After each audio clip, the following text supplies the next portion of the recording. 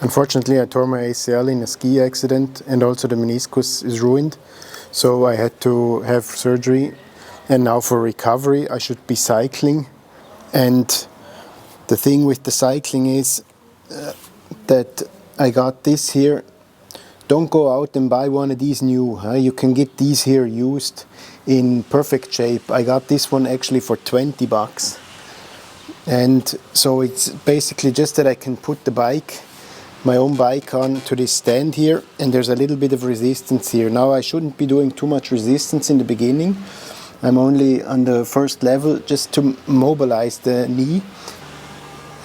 So now, because of the torn meniscus, I should not put my knee in a more than a 90-degree angle for the first 6 weeks.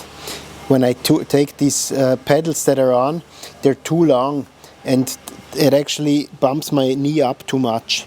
So the solution to this, in an ergometer, you can actually adjust these pedals, but I wanted to do this at home so I don't have to go to the gym all the time. So what I did, I went out to a dealer and I asked him if I can search his scrap for one of these cranks here. And what I'm gonna do is I'm gonna cut it off, and then I'm gonna attach it here a little lower so I can shorten the crank. Now I took the pedal off, and you can see here, if I just attach this one a little lower, then I already lose 2 centimeters, or I can adjust it as I want. And I'm just gonna cut this off so there's not more standing out, because that doesn't really matter. I don't need this one anymore. I got it out of the scrap. Now I took the measurement more or less. Just gonna clamp this one down and cut it off. This is a little painful.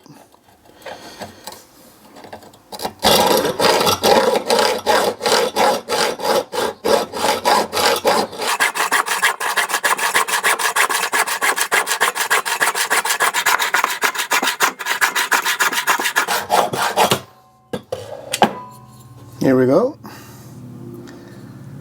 Now I'm going to sand this down a little bit, take the edge.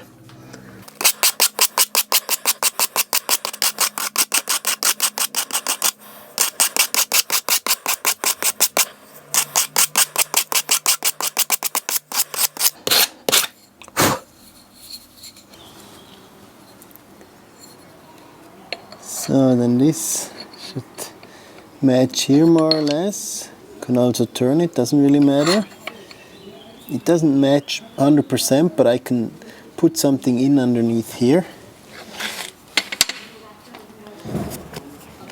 I took some rubber with me. This is just a used motorbike tube. And then I'm just going to put some of this in underneath here. And then I got these guys here. I'm gonna fix it with 2 of these, Then I have to figure out where I put I guess I put these inside here.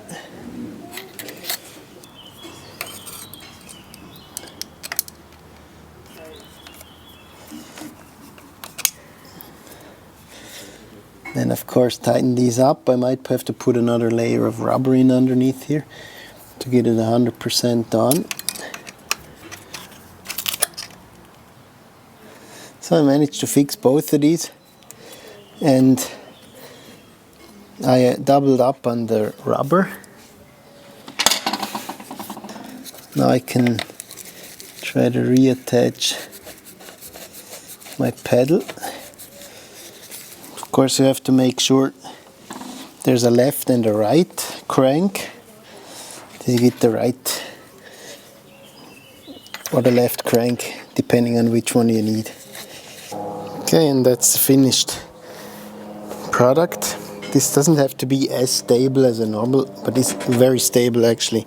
But it doesn't have to be as stable as on a real bike, because obviously I'm just going to be moving the leg with Okay, make sure the seat is high up enough. Now I have to take the measurement here.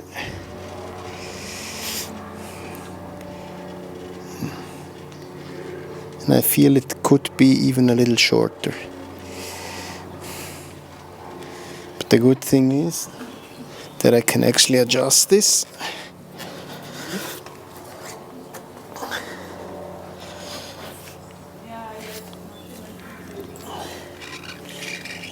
Just gonna slide it down a little further.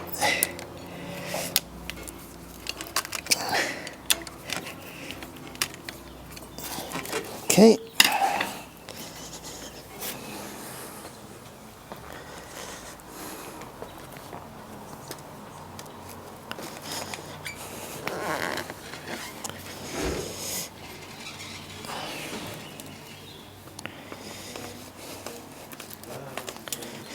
Let's have a look. Now we're talking, huh? Now I have a nice 90-degree angle.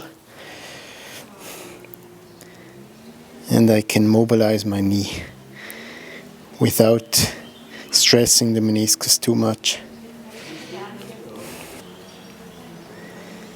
Now it's perfect. And of course, if you can see here, I've shaved off round about 30 millimeters, which can be a lot. And what I also discovered is that I can also put this on my e-bike, and that way I can pedal with my healthy leg on a click pedal. So the healthy leg is doing the job, and of course I have assistance from the motor, so I'm not stressing my injured knee. And then I can just put this one on and let it follow lightly. What I did in the beginning, I just took the pedal off and I cycled only with one leg, which is also possible, but I want to involve the operated leg to give it a little bit of movement, but light movement. So for that, an e-bike is ideal. So I also managed to attach it to my e-bike here.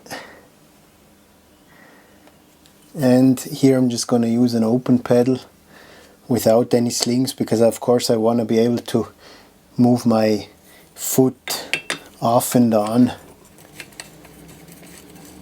So now I'm going to be clipping in to the left side on the click pedal with click shoes, and I'm going to be open on this one. See how that goes. Guys, I'll just not wear long pants because it's going to be easier to hook up on these cranks here. Better to have short pants or pull the pants up so they don't get hooked. That looks quite good. I'm removing these knobs here because I want my foot to be able to move around on the pedal so I don't get stuck here. I managed to go from 160 down to 90 millimeters. That should be enough.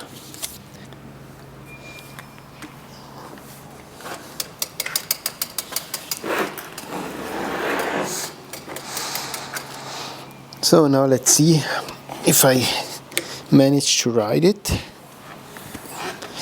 What I can always do, I can just clip in and only ride on my clipped in leg and just passively take my right foot with me for the beginning while I put up the saddle, and then I can always put the foot on and see what happens. And it actually works, huh? I think this is maybe for advanced bicyclers, not particularly if you're not good at riding bicycles. Maybe this is quite dodgy and you might just end up injuring yourself even more than before the surgery. It takes a little bit of coordination.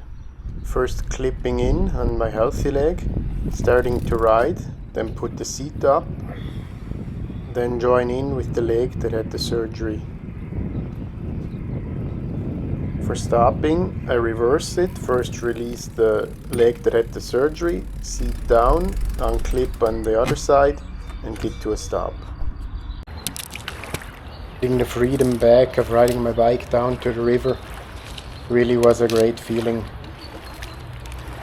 The cold water gets the system going and the knee seems to really like it.